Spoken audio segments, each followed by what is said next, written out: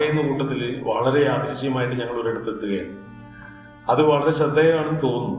എന്താണെന്ന് വെച്ചാൽ 1968 ലിറ്ററേച്ചർ സാഹിത്യ തറവാട്ടിലേക്ക് ഒരു കൊടുങ്കാറ്റ് പോലെ ആഞ്ഞടിച്ച് കടന്നു വന്ന ഒ.വി. വിജയന്റെ ഖസാക്കിന്റെ ഇതിഹാസം എന്ന നോവലിന് കാരണമായ ഒരു ഇടമുണ്ട്.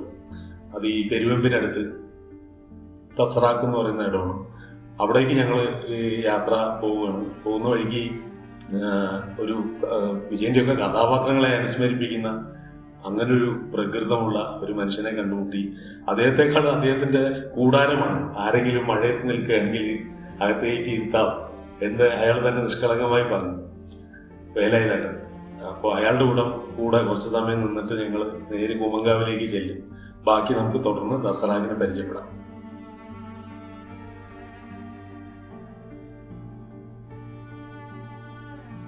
ലോകത്ത്